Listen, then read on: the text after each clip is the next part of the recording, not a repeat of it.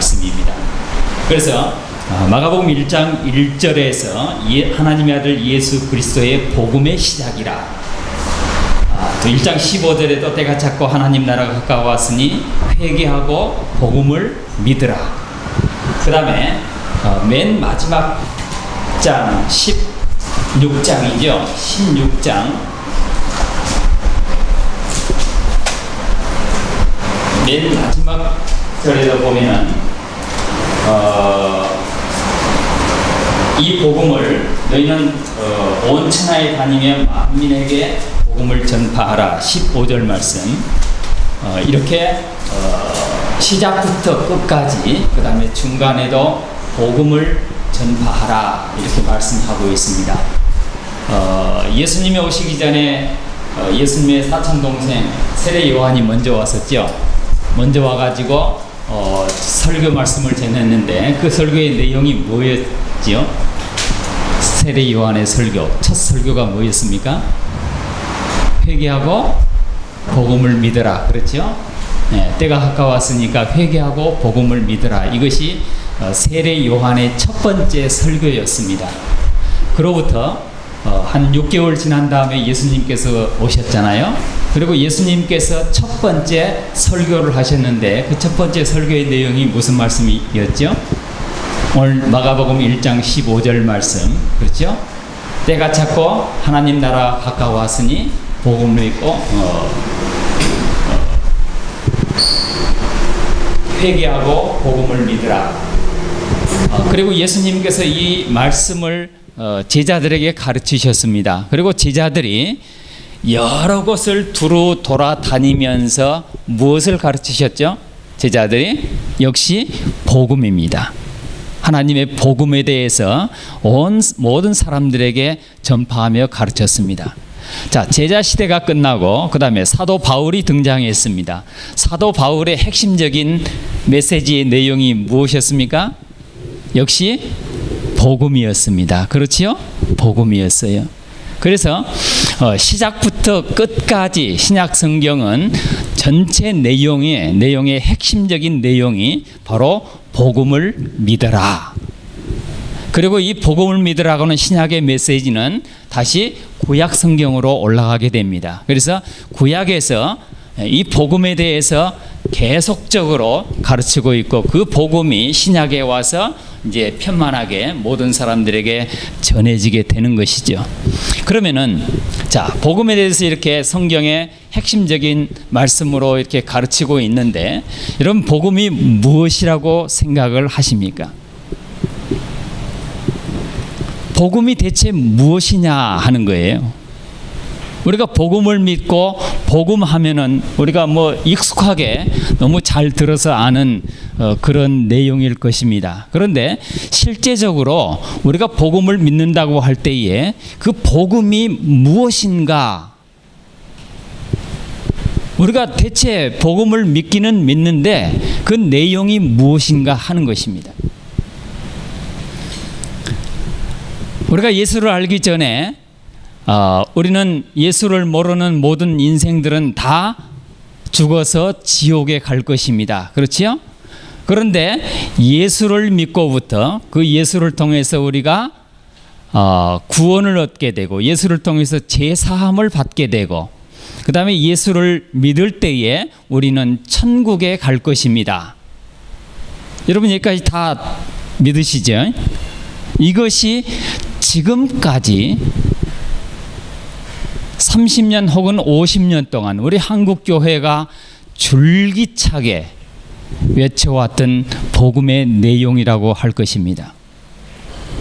더 짧게 얘기하면은 예수 믿고 구원받아서 천국에 가는 것이 우리 신앙의 목적이었고 이것을 복음이라고 말했던 것입니다.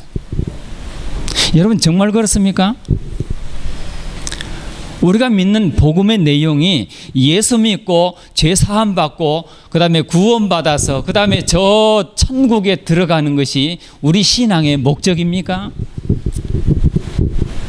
그리고 이 천국에 들어가기 전까지 우리가 이 땅에서 예수를 믿는 동안 우리는 주님의 그 놀라우신 은혜를 통해서 아니면 하나님의 풍성한 은혜를 통해서 우리가 이 땅에 살아가면서 풍성한 은혜를 받고 복을 많이 받고 그 다음에 행복한 인생을 살아간다.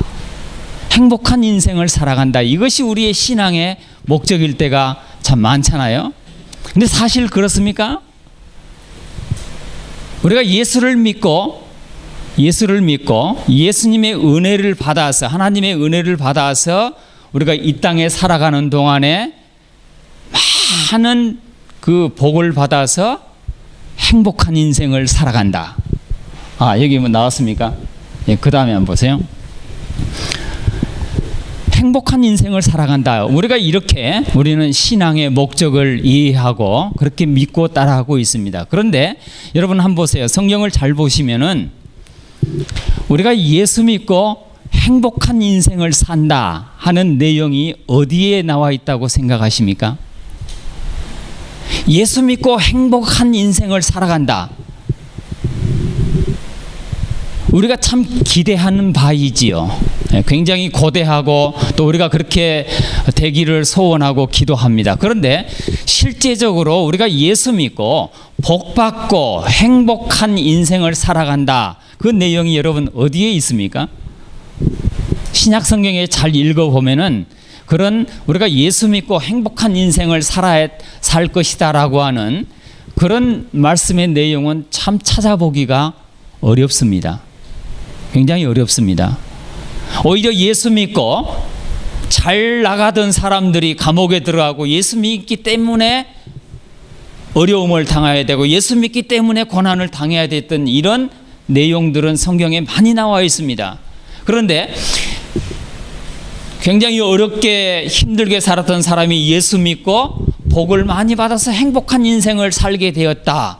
그럴 수도 있습니다. 그러나 성경에는 그런 내용이 사실 그렇게 많이 나와 있지가 않습니다. 그것이 우리의 신앙의 목적이 아니라고 하는 것을 말씀하는 것이죠. 그런데 지금까지 우리는 복음이 무엇이냐? 그 다음 한번 넘겨보세요.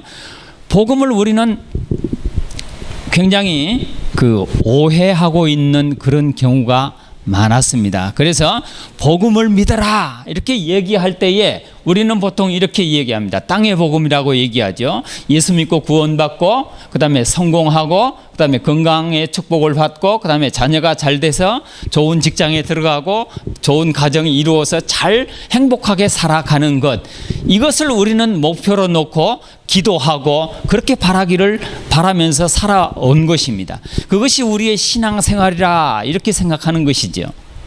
이것을 우리는 땅의 복음이라 이렇게 이야기합니다. 땅의 복음. 땅의 것을 추구하면서 땅의 행복한 인생을 추구하면서 살아가는 이런 신앙을 말하는 것입니다. 그런데 참 유감스럽게도 성경 어디에도 우리가 신앙생활 잘해서 행복한 인생을 살 것이다 이런 내용이 없다고 제가 누차 말씀을 드립니다.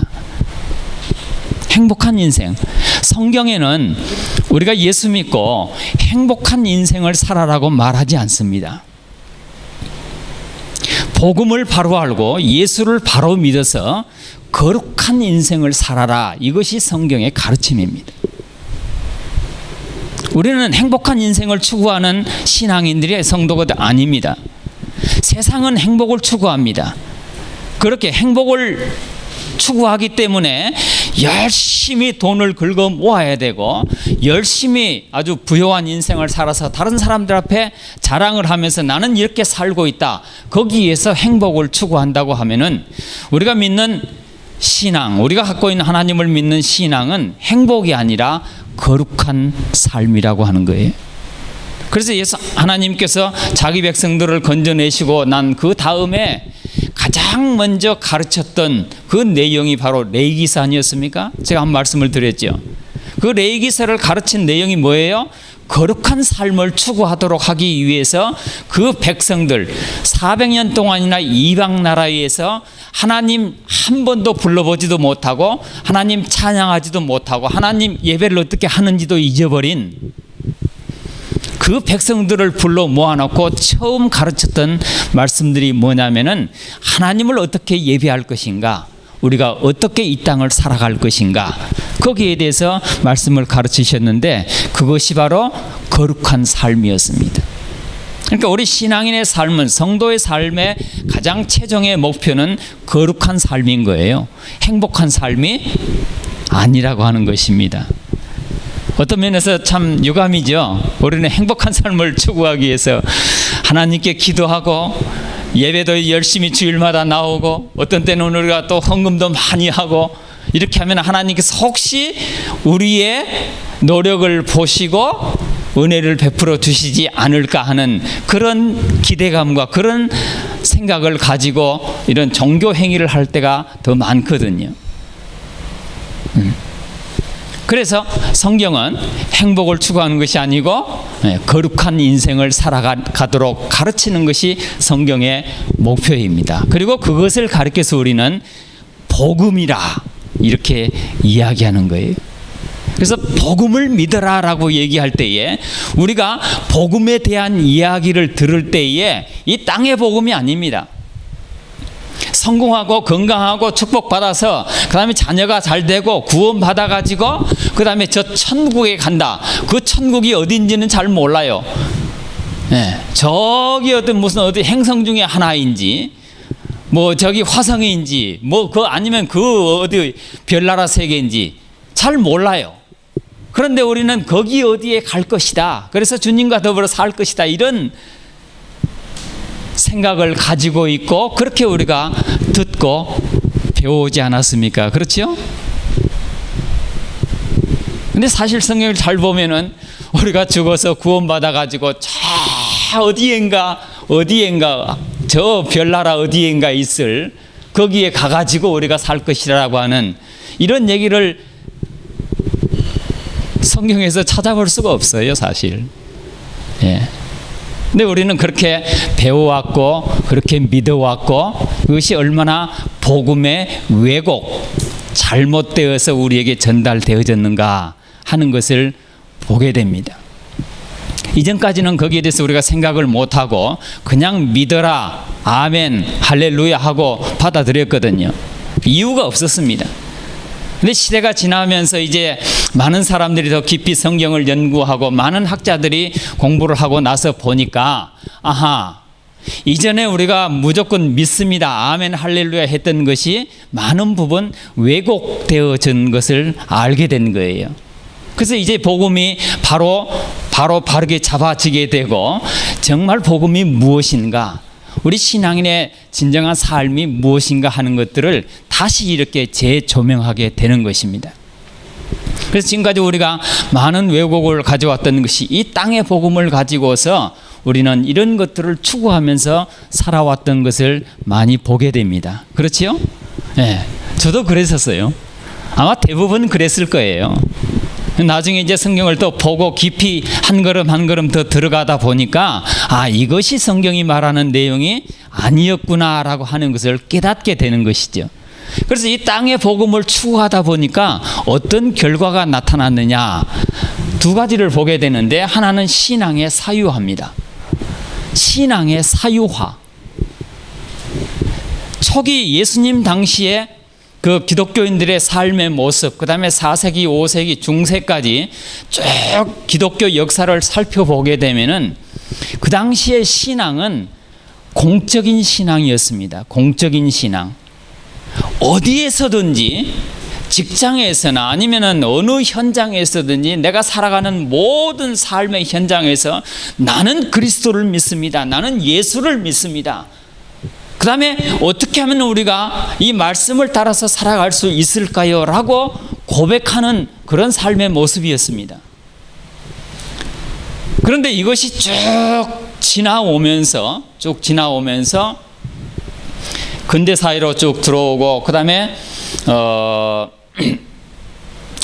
문예부흥이 일어나고, 이런 시대적인 흐름을 쭉 타고 들어오면서 이 복음이 미국으로 들어가서 미국의 청교도 운동이 일어나고, 그 다음에 말씀들이 쭉 진행되면서 미국 19세기의 1차 대각성 운동, 2차 대각성 운동 기억하시죠? 여러분 아시죠? 거기에서 일어난 그 기독교 운동들, 거기에서 이 복음이 어쩌면은 왜곡이 일어났다. 그 기독교 역사책을 보면은 그런 생각을 갖게 됩니다. 복음의 왜곡. 어떻게 복음의 왜곡이 일어났는가?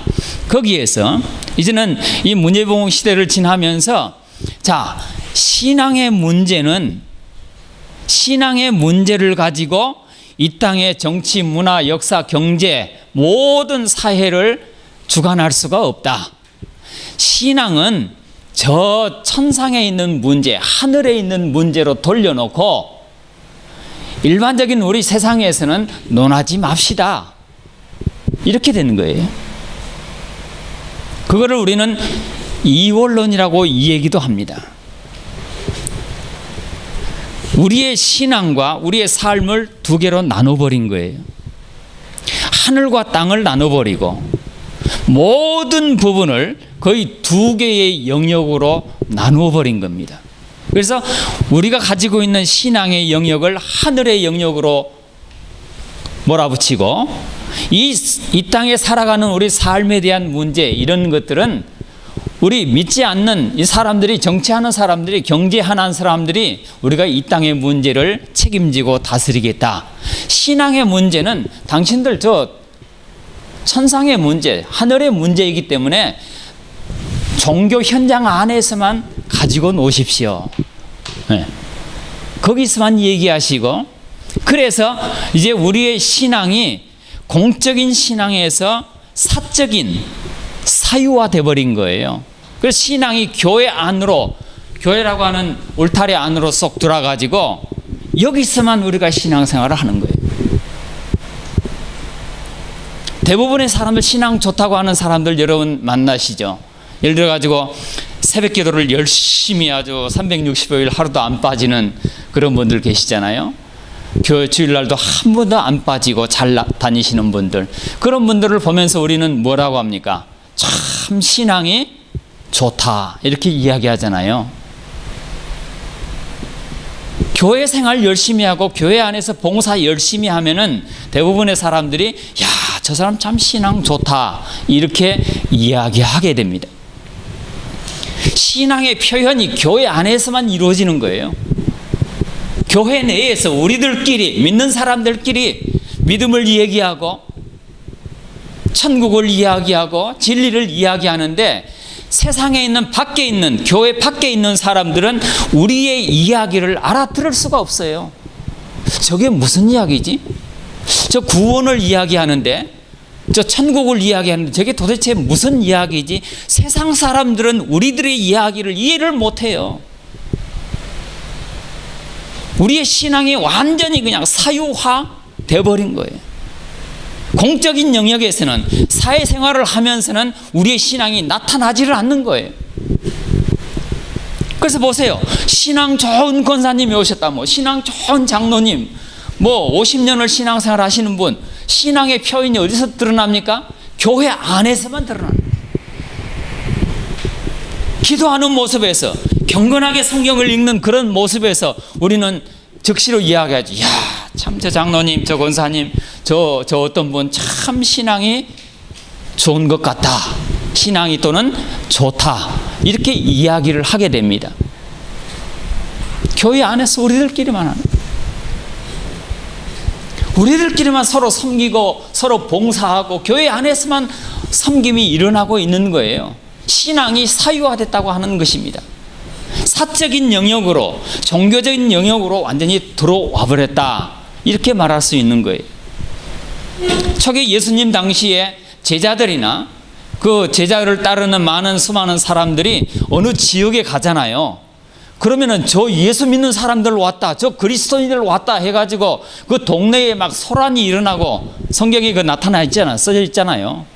예수 믿는 사람들, 저 사람들 오면은 막 그냥 동네가 그냥 시끌벅적하지 않았습니까? 다 예수 믿는 사람들이 그 시대의 사회를 이끌어 나가고 개혁을 이끌어 나가고 진리가 무엇이고 정의가 무엇인지를 그 기독교인들, 그리스도인들이 이야기를 했던 것입니다.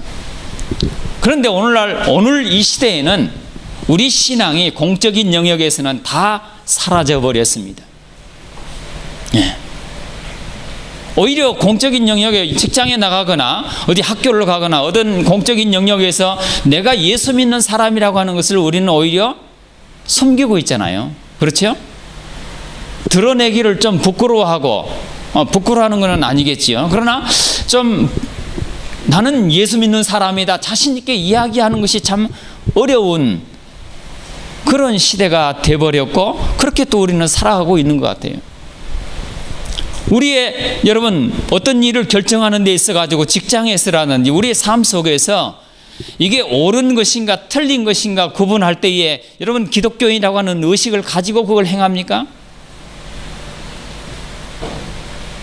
어떤 일을 선택했을 때에 내게 손해가 된다고 생각할 때에 여러분 내가 손해를 볼 수 있는 것은 내가 믿는 하나님을 믿는 백성이기 때문에 내가 손해를 당하겠다 이런 의식을 가지고 있습니까? 전혀 없는 거예요. 공적인 영역에서 우리의 믿음이 내가 지금까지 믿고 있는 그 믿음이 전혀 나타나지를 않는 겁니다. 내가 믿는 사람인지 아닌지 일반 사람이나 나나 구분이 없는 거예요. 자동차를 운전하면서도 믿는 사람이나 믿지 않는 사람이나 여러분 구분이 있습니까? 대체적으로 구분 없어요.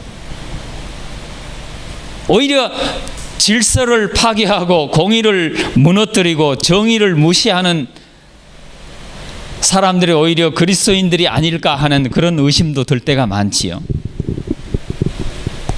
그렇지 않습니까? 예.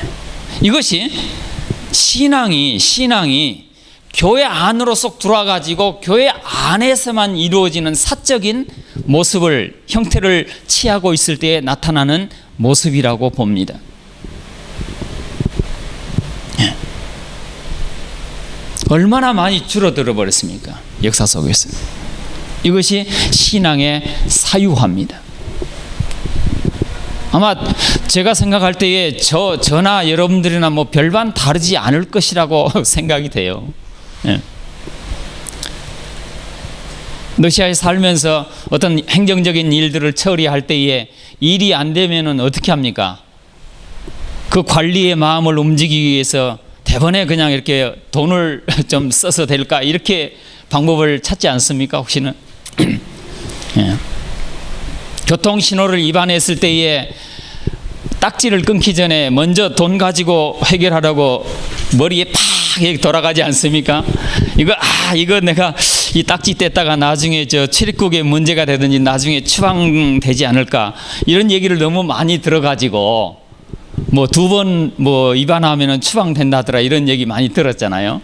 그리고 우리도 그런 얘기 많이 들었어요. 그래서 굉장히 겁을 많이 가지고 있어요. 그래가지고 교통에 걸리면은 그냥 어떻게 그냥 돈 주고 해결할까 하는 생각이 먼저 머리에 들어옵니다. 예. 그런 생각을 하면서 도대체 믿는다고 하는 것이 무엇인가? 예? 복음을 믿는다, 예수를 믿는다라고 하는 것이 무엇인가? 공적인 영역에서 전혀 영향력을 미치지 못하고 오히려 믿는 사람이나 믿지 않는 사람이나 내 이익에 문제가 걸렸을 때에 그냥 자연스럽게 모든 사람들이 하는 방식을 따라가지고 그냥 나도 그렇게 해나가는 그런 모습을 보면서 내 신앙의 모습이 무엇인가? 내 신앙이 어디에 있는가? 내가 복음을 믿는다고 하는 것이 무엇인가? 이런 생각을 여러분 하면서 갈등하지 않습니까? 굉장히 갈등이 많이 되죠. 예. 러시아에서 여러 직장 생활을 하시는 분들, 사업이나 이런 분들은 아마 더 많은 그런 갈등 속에 있을 것이라고 저는 생각을 합니다. 이 사회가 정상적인 우리가 보기에 아직 뭔가 이렇게 정상적인 방법으로는 잘 되지 않기 때문에 그래서 그런 문제 앞에서 우리가 어떻게 하는 것이 참 신앙인다운 모습인가 이런 갈등을 참 많이 하게 됩니다. 그렇죠? 그리스도인이라고 하면은 그런 갈등이 있어야 되겠죠. 예. 그래서 이 신앙의 사유화라고 하는 것은 오늘날 우리에게 참 심각한 문제라고 저는 생각을 합니다. 예. 복음을 믿는다고 할 때 그 복음은 온 세상에 편만하게 역사해서 정치, 경제, 사회, 문화 모든 환경들을 바꾸어 놓는 능력이 있는 것이 복음의 능력 아니겠습니까? 근데 그 능력 있는 복음을 우리가 믿으면서 사실 우리는 너무 움츠러들어 있고 너무 아주 그냥 두려움 속에서 이 세상 앞에서 두려움을 가지고 살아가는 그런 우리의 모습들은 이 신앙의 사유화가 가져다 준 그런 영향들 아닐까 이런 생각을 해보게 됩니다. 그리고 이 신앙의 사유화 문제, 이혼론의 문제가 고착이 됐는데 모든 것을 그냥 두 개로 나누어 가지고 이렇게 우리가 행동하는 그런 모습을 너무 많이 보게 됩니다. 하늘과 땅으로 나누어 가지고 그 다음에 우리 잘 생각해 보세요. 모든 부분들을 우리는 두 개의 영역으로 다 나누어 가지고 이거 신앙의 영역이냐 아니면 세상의 영역이냐 이렇게 딱 구분해 가지고 생각하고 행동하는 그런 모습을 보게 됩니다. 근데 하나님께서는 이 땅을 만드시고 인간을 만드셨을 때 두 개로 분리하지 않으셨습니다. 하나님께서는 성경을 잘 보시면 골로새서라든지 그다음에 에베소서 이런 데 보시면은 하나님께서 만물을 창조하시고 그 만물을 통일되게 하시려고 통일되게 하사 기억나시죠? 하나님께서는 만물을 만드시고 통일되게 하셨다 그랬잖아요. 그리고 그것이 하나님의 목적입니다. 그런데 세상은 모든 것을 두 개의 영역으로 나눠 가지고 이 초기 예수님 당시에 그 이단들이 나누는 문제이고 또 그 이전으로 올라가면 이 철학자들이 하늘의 영역은 거룩한 것이고 땅의 세상의 영역은 악한 것이다. 그렇게 구분을 해놓은 그 사상들이 지금까지 미쳐와 가지고 미국 사회를 그냥 완전히 이원론의 세계로 흔들어 놔버리고 그 영향력을 받은 우리 한국 교회가 이 영향 안에 빠져 있는 겁니다. 하나님께서는 하나로 통일되게 하시려고 나눠져 있는 것을 통일되게 하시려고 굉장히 아주 그런 목표를 가지고 있고 예수님께서도 나눠진 것들을 하나로 합하시려고 얼마나 애를 썼습니까? 근데 세상은 두 개로 나눠버리는 거예요. 그리고 우리의 신앙을 사유와 사적인 영역에서만 우리들끼리만 신앙을 나누고 신앙을 이야기하고 천국을 이야기하고 진리를 이야기하는 완전히 그냥 축소시켜버린 것이죠. 이게 땅의 복음이다 이렇게 말할 수가 있습니다. 그 다음에 그 다음에 보세요. 그 다음에 보면 하늘의 복음이 있습니다. 하늘의 복음. 하늘의 복음은 주님의 고난을 이야기합니다.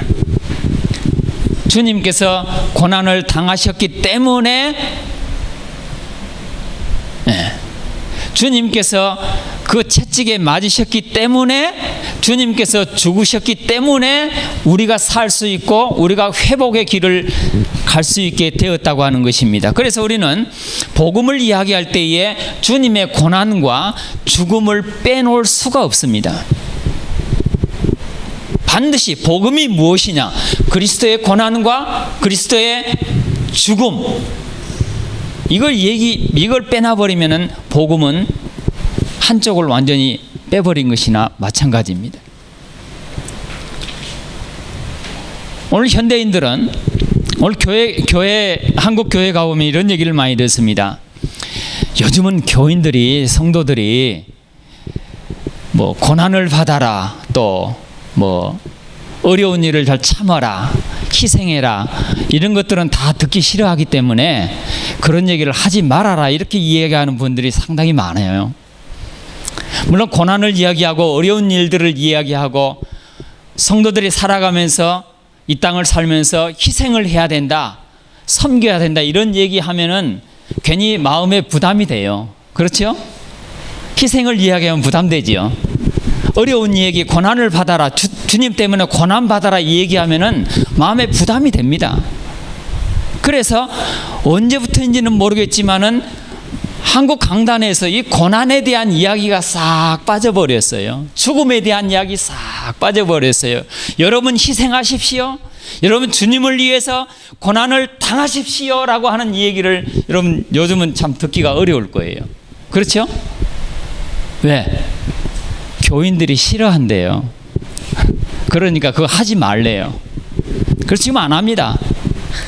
여러분 주일 잘 나오게 되면은, 헌금 많이 하게 되면은 하나님께서 그걸 다 째기장에 째기장 맞습니까? 어디에다 기록해 놨다가 때가 되면 하나님께서 은혜를 주실 것입니다. 믿습니까? 그러면 아멘 하고 그냥 두 손 들고 할렐루야 하는 거예요. 이거를 우리는 복음이라 얘기하는 거예요. 복음. 그리스도의 고난과 죽음이 빠져버린, 십자가가 생략되어 버린, 여러분 예수 믿으면은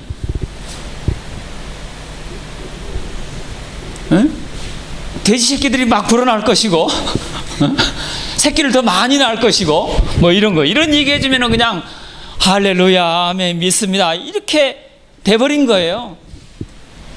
예. 그러니까 여러분 방송 설교 들어보세요. 다 그냥 예수 믿고 그냥 복 받아라 축복 받아라 그냥 할렐루야 하면 두 손 들고 아멘 뭐 대답하는 이런 곳 주로 그렇잖아요. 그죠? 제가 유명하다는 분들 이 방송 인터넷으로 설교를 좀 이렇게 들어보거든요. 그러면은 대부분 그런 것 같더라고요. 여러분 들으시는지 잘 모르겠지만은 유명하시다는 분들 메시지를 들어보면은 대부분 그래요. 예. 믿어라. 열심히 믿어. 예. 고난 그거 얘기 안 합니다. 십자가 얘기 안 합니다. 그냥 열심히 믿고 충성 봉사하고 목사 말 잘 따르면은 복 받을 거야. 믿습니까? 대답을 안 하네. 그러면은요 대부분 그냥 아멘 할렐루야 이렇게 화답을 하잖아요. 십자가가 빠져버린, 그리스도의 고난 죽음이 빠져버린 메시지가 사람들 귀에는 듣기가 좋을 겁니다. 예. 미국 교회가 그래서 부흥했잖아요. 1, 2차 대각성 운동을 통해서 얼마나 많은 축복을 외쳐댔습니까? 예. 수단 방법 가리지 않고, 예. 여러분 잘 아는 D.L. 무디 있잖아요. 수단 방법 가리지 않고 교회가 부흥할 수 있다고 하면은 모든 방법을 다 동원해서라도 부흥시키면 된다. 네. 우리가 이렇게 훌륭하게 떠받들고 있는 D.L. 무디가 그랬습니다. 굉장히 비즈니스맨이었어요.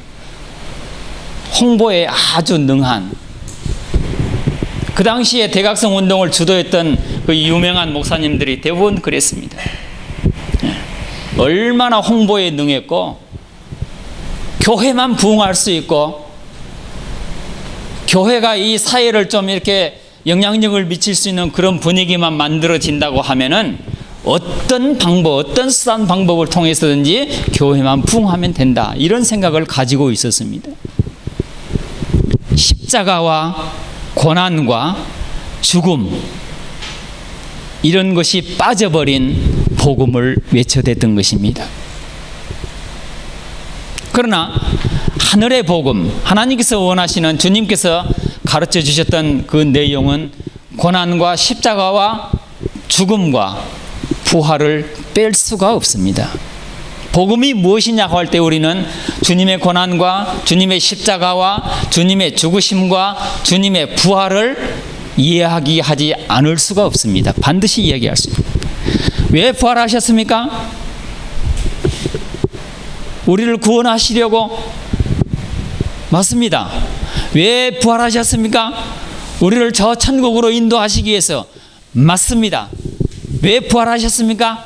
한 걸음 더 나가서 이 땅, 이 세상과 우리 모든 인생들을 회복하시기 위해서 부활하신 거예요. 회복하시기 위해서. 이게 복음이에요. 이게 복음. 복음이 무엇이냐라고 할 때 우리는 부활을 얘기해야 됩니다. 그 부활이 무엇이냐? 우리를 저 천국으로 인도할 것이다. 우리를 저 휴거 공중에서 만나가지고 저 어디로 끌고 갈 것이다. 이것도 맞는 얘기일 수 있을지 모르겠지만은 더 중요한 것은 우리의 인생과 하나님께서 만드신 이 모든 우주 만물을 새롭게 회복하시겠다고 하는 약속입니다. 이거를 우리는 복음이라고 얘기합니다. 새 창조. 이사야 11장 4절 무슨 말씀입니까? 이사야 11장. 혹시 찾아보시겠습니까? 한번. 이사야 11장 4절 말씀. 굉장히 중요한 말씀입니다. 이사야 11장 4절 한번 읽어보시겠습니까? 찾으신 분 한번 읽어보세요. 그는 가난한 사람들을 정직하게 재판하며 이 땅의 힘없는 사람들에게 공평한 통일을 내릴 것이다. 그는 사악한 사람들을 위해서 통치하며 자기 힘으로 그들을 멸할 것이다. 네. 거기에 하나님께서 통치하신다고 하는 말씀이 나오지요.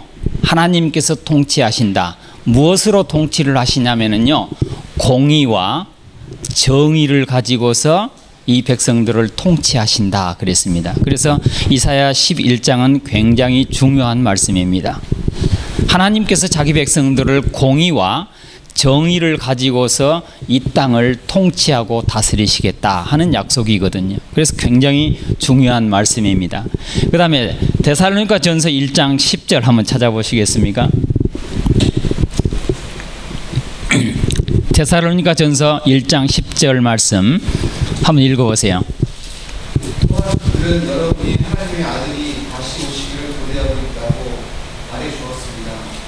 그렇습니다. 하나님께서는 그 아들을 다시 살리셨고 그 아들 예수님은 하나님의 노여운 심판에서 우리를 구해주실 것입니다. 그분은 반드시 다시 오십니다. 아멘. 네.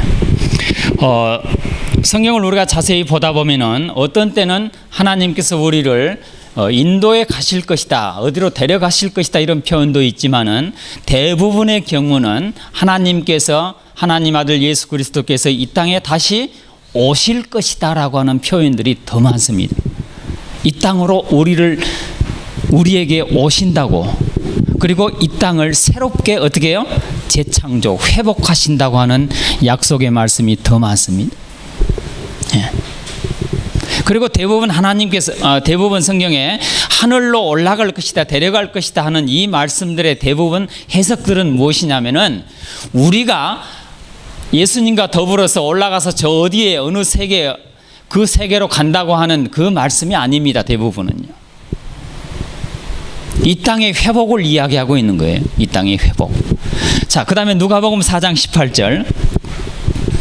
누가복음 4장 18절. 또 다른 분은 마가복음 10장 45절. 자, 누가복음 4장 18절 한번 찾아보시겠습니까? 읽어주세요. 주님의 성령이 내게 내리셨다. 이것은 하나님께서 내게 기름을 부으셔서 가난한 자에게 복음을, 자, 가난한 자에게 복음을, 그 다음에 전파하게 하는 것이다. 포로들에게 자유를 선포하고, 포로에게 자유를, 못 보는 자들에게 다시 볼 수 있음을 선포하고, 네, 소경들에게 볼 수 있는 것, 눈을 열어주는 것, 억눌린 사람들에게 해방을 선포하려고 예. 나를 보내셨다. 억눌린 사람들을 자유하게 하시려고 나를 보내셨다. 예수님 말씀이시죠?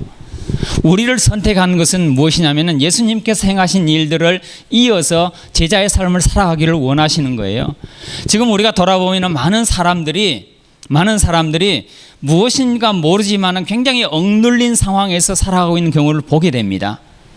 뭔가에 억눌리고 뭔가에 짓눌려서 살아가는 많은 사람들이 있습니다.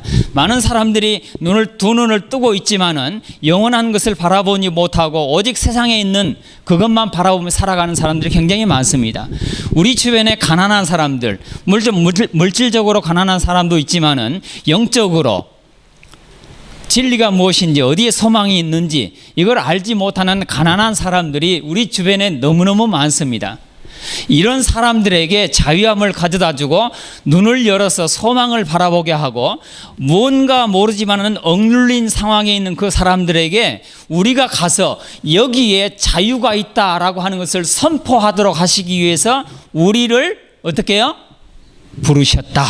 우리를 부르셨다. 우리에게 성령을 주시고 성령을 부어주시고 우리를 구원하여 주신 이유가 뭡니까? 바로 이거예요. 우리에게 지금까지 은혜를 베풀어 주시고 우리를 붙잡아 우리가 주의 은혜 가운데 산다고 고백한다고 하면은 우리가 은혜 가운데 사는 그 이유가 무엇이에요? 누가복음 4장 18절 이 말씀을 우리를 통해서 완성하도록 하시기 위함이에요. 우리에게 성령을 부어주셨다고 했잖아요. 성령을 부어주신 이유가 뭐예요? 내가 하나님의 은혜를 많이 받아가지고 내가 그냥 이 땅에 살아가면서 행복하게 살아야지 이겁니까? 아니잖아요.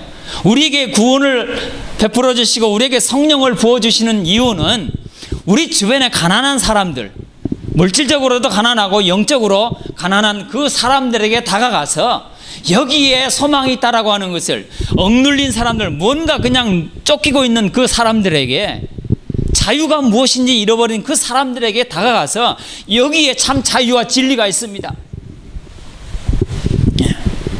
형제님, 자매님, 무엇에 쫓기고 다니십니까? 왜 쫓기십니까? 라고 길을 제시하고 방향을 제시하고 말씀을 가져다 대고 이것이 복음입니다 라고 말할 수 있도록 하시기 위해서 우리를 구원하셨고 우리에게 날마다 성령의 은혜를 베풀어 주시는 겁니다. 이게 복음이에요. 이게 복음. 이게 주님께서 처음부터 주님의 첫 설교의 내용입니다. 마지막 설교에 복음을 전파하라, 그 복음의 내용이 바로 이 내용이에요. 그리고 맨 마지막에 복음의 핵심이라고 할 수 있는 마가복음 10장 45절, 우리 잘 아시는 말씀인데 한번 읽어주시겠습니까? 인자도 섬김을 받으러 온 것이 아니라 섬기러 왔다. 인자는 자기 생명을 많은 사람의 교훈으로 주려고 왔다. 아멘. 예. 주님께서 이 땅에 오신 것은 섬김을 받으러 온 것이 아니고 다른 사람들을 섬기러 왔다 그러셨잖아요. 여러분, 우리의 섬김이 어디에서 이루어집니까? 그렇죠. 이 땅에서 이루어져야 되죠. 그런데 지금 현실적으로 우리 믿는 사람들의 섬김이 어디에서 이루어집니까? 교회 안. 그렇죠? 교회 안에서 이루어집니다. 그것도 굉장히 필요하고 중요한 일입니다. 1차적으로는 믿음의 형제 자매들에게 우리의 섬김과 봉사와 희생이 이루어져야 되겠지요. 그런데 오늘 주님께서 어쩌면은 주님께서 우리에게 그토록 외치시고 말씀하셨던 그 복음의 내용은 인자가 섬김을 받으러 온 것이 아니라고 하신 말씀은 이 세상을 향해서 섬김을 말씀하신 거예요. 이 세상을 향해서. 우리의 섬김이, 우리의 헌신과 봉사와 섬김이 교회 안에서만 이루어진다고 하면은 아마 세상에 있는 사람들은 그럴 거예요. 당신들의 천국. 그렇잖아요. 너희들의 천국.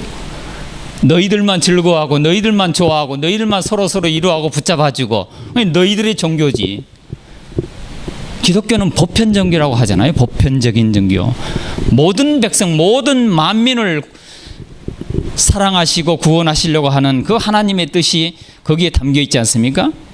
그런데 이 하나님께서 원하시는 그 아주 보편적인 하나님의 생각을 우리 시대에 와가지고 우리들이 교회 안으로 그냥 밀어 넣어버렸어요. 이 교회라고 하는 공간 속으로, 이거는 교회는 우리 자신이 교회잖아요. 이 예배당, 교회당 안으로 그냥 몰아 넣어버렸어요. 그래서 우리 예배가 교회당 안에 딱 갇혀버렸습니다. 우리의 헌신과 봉사가 예배당 안에서만 이루어집니다. 주님의 뜻과는 전혀 다르다고 생각되지 않습니까? 주님께서 원하시는 섬김과 봉사, 내 인자가 여기 온 것은 섬김을 받으라는 것이 아니요라고 얘기할 때에, 그때에 누가복음 4장 18절 말씀이 예수님의 오심을 통해서 막 여기저기 예수님께서 전도하러 다니실 때에 고을마다 마을마다 동네마다 거리마다 이런 일들이 일어났잖아요. 병든 자가 일어나고 기머거리가 열리고 안진뱅이가 일어서고, 이거는 무엇입니까? 부활 이후에 천국에서의 모습을 예수님께서 직접 실제 현장에서 보여주셨지 않습니까? 이게 섬김이고 이게 봉사예요. 이게. 근데 우리의 봉사와 우리의 섬김은 기껏 교회당 안에서만 이루어진다고 하는 것이에요. 물론 한국교회가 지금 우리 한국의 거아원이나 양로원이나 그 자선사업 하는 우리 정부에서 데이터를 내보면은 거의 한 70%에서 80%가 이 교회에서 하는 일들이 거의 다입니다. 로마 천주교회나 우리 개신교회에서 거의 7~80%를 자선사업 하는 것은 전부 교회에서 다 한다고 이렇게 통계가 나와 있습니다. 굉장히 많이 하고 있습니다. 그러나 우리 개개인이 성도가 그 일에 직접 연관된 것이 잘 아니잖아요. 교회가 교회 이름으로 하고 단체가 하잖아요. 그러니까 성도들은 봉사한다고 할 때 기껏 교회당 안에서만 봉사하게 되고, 그런 외부적으로 나가는 것은 교회가 교회 이름을 가지고 하는 거예요. 우리하고는 상관없는 일이 되는 거예요. 뭔 일을 하는지 잘 모르잖아요. 그렇죠? 그러니까 우리의 복음이라고 하는 것은 이 인자가 섬김을 받으라는 것이 아니고 섬기러 하러 왔다고 할 때에 우리 주변에 가난한 자들과 눈먼 자들과 병든 자들, 어려운 사람들이 굉장히 많습니다. 주님 오실 때까지 이 문제는 해결이 안 될 겁니다. 내가 내 삶의 현장에서 내가 할 수 있는 만큼 내가 은혜를 베풀고 그들을 섬기고 예수의 이름으로 나가는 거예요. 이게 섬김이에요. 예수님께서 내가 인자가 섬김을 받으라는 걸 섬기러 왔다고 할 때에 그래 나를 믿고 따르는 사람들만 나는 도와주고 섬길 거야 이러고 오셨습니까? 아니잖아요. 이런 잃어버린 영혼 모든 백성들을 대상으로 오셔가지고 아낌없이 구별하지 않고 모든 백성들에게 다 베푸셨잖아요. 이거를 우리는 섬김이라고 이야기합니다. 이 인자가 주님께서 섬기러 오셨다 할 때의 그 의미예요. 그 주님을 믿고 따르는 우리들은 여러분 섬긴다고 할 때 어디에서 섬기십니까? 교회당 안에서 우리는 섬기고 있습니다라고 얘기하면은 우리는 복음을 어쩌면은 굉장히 축소해버린 것이죠. 축소. 네. 복음의 확장성을 막아버리고 내가 알고 있는 지식과 신앙의 관점에서 굉장히 축소시켜가지고 복음을 어쩌면 왜곡하고 있는지도 모르는 일입니다. 이 하늘의 복음과 아까 말씀했던 땅의 복음이 있잖아요. 이 땅의 복음과 하늘의 복음은 서로 나눠질 수가 없습니다. 제가 설명을 하기 위해서 그렇게 구분을 했지만은 이거는 나눠질 문제가 아닙니다. 이거는 하나입니다. 뭐가 문제였습니까? 우리가 지금까지 땅의 복음을 너무 많이 들었고 땅의 복음을 너무 많이 강조했고 땅의 복음을 너무 많이 추구했기 때문에 문제가 되는 거예요. 이제는 우리가 신앙의 폭을 넓혀가지고 어디로 가야 됩니까? 하늘의 복음. 그래서 온전한 복음의 역사가 일어날 수 있도록 우리가 한쪽으로 치우쳐져 있었던 어쩌면 우경화되어 있던 그런 우리의 신앙의 자세를 이제는 좀 균형을 잡아야 된다는 말씀이에요. 그래서 우리를 통해서 복음의 역사가 이 땅에 편만하게 이루어져 가야 됩니다. 우리를 통해서 복음이 정치, 경제, 사회, 문화, 역사 모든 부분에 침투에 들어가서 나를 통해서 이 땅에 이루어진 천국의 그 사실들을 사람들에게 확인을 시켜주는 겁니다. 이게 복음의 역사입니다.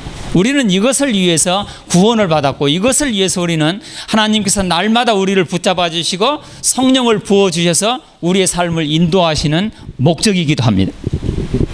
만약에 우리가 이것을 외면한다든지 이것을 바로 행하지 못한다고 하면은 우리는 복음을 굉장히 왜곡하고 있는 것입니다. 자, 오늘 예수님께서 우리에게 하신 말씀 1장 마가복음 1장 1절에 하나님의 아들 예수 그리스도의 복음의 시작이라. 그 다음에 15절 말씀 때가 찼고 하나님 나라가 가까워왔으니 회개하고 복음을 믿으라. 그리고 제자들의 가르치는 모든 내용들이 복음이라고 하는 사실, 사도 바울의 핵심 주제가 복음이었다고 하는 사실, 성경의 전반적인 주제가 복음이었다고 하는 사실, 구약에서부터 시작된 그 복음, 좋은 소식, 기쁜 소식, 그 복음이 신약으로 넘어와서 그 다음에 오늘 예수를 믿는 우리들에게도 전해진 겁니다. 이 복음의 역사는 땅의 복음과 하늘의 복음으로 나눌 것이 아니라는 것이죠. 그런데 우리는 너무 땅의 복음에만 치중해가지고 예수 믿고 예수 천국, 마귀 지옥 예수 믿고 복 받고 잘 사세요. 여기 너무 치중했었기 때문에 제가 오늘 강조해서 말씀을 드린 것은 균형을 잡아야 된다. 그래서 하늘의 복음을 이야기해야 되는데 하늘의 복음이 무엇이냐? 그것은 예수님의 고난과 십자가와 죽음과 부활을 말할 수 있어야 된다. 정확하게 얘기할 수 있어야 됩니다. 안 믿는 사람들이 내 말을 알아들 수 있어야 돼요. 예수 한 번도 안 믿고 모르는 사람, 교회 처음 나오는 사람에게 예수님의 고난에 대해서 이야기할 때에 그 사람이 알아들을 수 있어야 돼요. 부활을 얘기할 때에 뭔 얘기하고 있어 멍하니 있으면은 그거는 문제예요. 복음이 우리끼리만 그냥 복음을 외치고 우리끼리 우리의 복음이 돼가서 그런 거예요. 세상 사람들에겐 전혀 의미가 없는 뭔 말을 하는지도 교회에서 설교를 하는데 저게 뭔 얘기지? 이렇게 된다고 하면은 복음이 왜곡되어서